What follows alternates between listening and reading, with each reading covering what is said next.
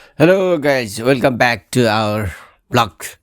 आज फेरि एउटा नयाँ ब्लग लिएर आएको छौँ। आज चाहिँ हामी कालुपाण्डे डाँडा जाँदैछौँ। कालुपाण्डे डाँडा चाहिँ एउटा समाधि स्थल हो, हाम्रो ऐतिहासिक धरोहर, राष्ट्र जोगाउनलाई लागि परेका एक वीर पुरुषको चाहिँ नाममा स्थापित यो डाँडाको नामै कालुपाण्डे डाँडा भनिँदो रहेछ। यहाँ चाहिँ पूर्व उपराष्ट्रपतिको पनि घर रहेछ, नन्दपुन कि नन्दकिशोर पुन, सायद त्यो अब नाम चाहिँ मलाई पनि त्यति राम्रोसँग याद भएन।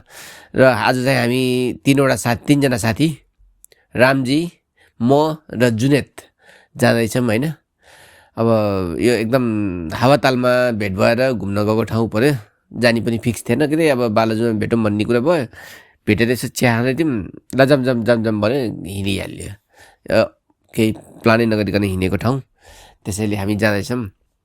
र यो बिच बाटोमा चाहिँ एउटा दहचोक पर्दो रहेछ, जहाँ चाहिँ अब एकसो घुम्ने भन्ने कुरा भयो। जुनेतलाई चाहिँ यो बाटोको चप्पा थाहा रहेछ, किनकि उसको काम पनि त्यस्तै पर्यो। यो चाहिँ दहचोकको मनोरम दृश्य हो, जहाँ चाहिँ अब हाम्रो धार्मिक आस्था जोडिएको छ। र एउटा फोटो खिचौँ भनेर चाहिँ एउटा फोटो खिच्न थालियो, तिनजना बसेर एउटै फ्रेममा। नत्र त नर्मल्ली चाहिँ उसको फोटो खिच्दा उसको हुँदैन, उसको फोटो खिच्दा उसको हुँदैन। तर नर्मल्ली अब यहाँ चाहिँ नि फोटो खिच्यो, के अरे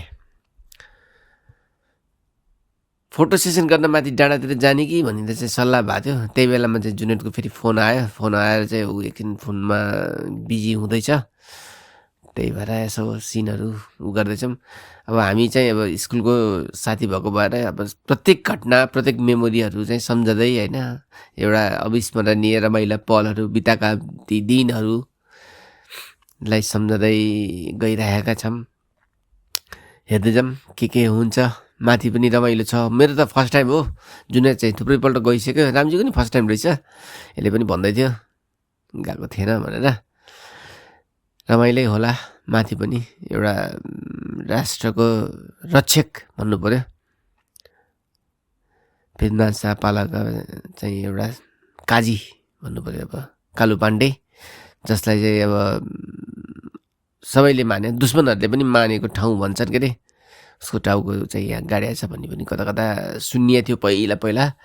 जान चाहिँ साह्रै रहर थियो, अब जान पाएको थिएन। यो चाहिँ अब थानकोट नजिक पर्दो रहेछ।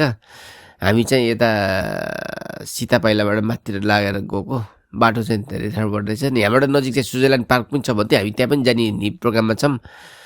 अब हेरौँ कस्तो हुन्छ। स्विजरल्यान्ड पार्क चाहिँ पुग्छै पुग्दैन। स्विजरल्यान्ड पार्क पहिला पिकनिक पनि 2 चोटि जान नपाएको ठाउँ हो होइन। साथीहरू चाहिँ गए, म चाहिँ जान मिस भयो।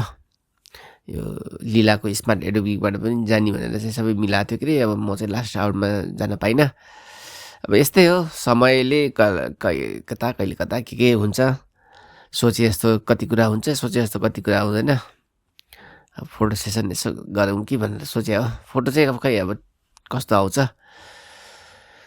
अब यो रामजी चाहिँ ह्यान्डसम थियो, के अरे मान्छे पहिला चाहिँ। सञ्जय दत्तकै एउटा नेपाली रूप, दराजमा पाइने सञ्जय दत्त पनि भनिन्थ्यो। अहिले पनि हामी त्यही भनेर जिस्काउँछौँ, सञ्जय दादै भनेर भन्छौँ। कपाल पनि त्यही स्टाइलको पालेको थियो। अब अहिले व्यवहारले, अब घर परिवारले, बुढेसकालले, सबै उमेरले सबै कुरो थिचेपछि अहिले अलिकति फरक त देखिन्छ। तैपनि अब सञ्जय दादाकै एउटा रूपमा चाहिँ छ, ह्यान्डसम छ मुला।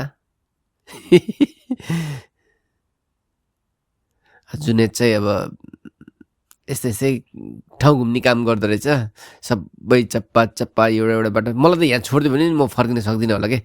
अब एउटा बाटो समातेर सुरुर हिँडेपछि तल आइपुग्छ अब मेन ठाउँमा। सीता पाइला, थानकोट कतै आएर चाहिँ जान सक्यो भने हो, नत्र चाहिँ यो बाटोको भित्रभित्र चाहिँ जान नसक्दो रहेछ।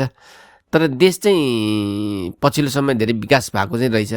बाटो जताततै पिच होइन, बाटोमै मात्र विकास भएको छ जस्तो छ। अरू विकासहरू त्यस्तै भयो के अरे। ल हेर्नुहोस् कति राम्रो देखाएको छ हाम्रो सञ्जय दादालाई। अब म चाहिँ फोटो खिच्नेतिर छु।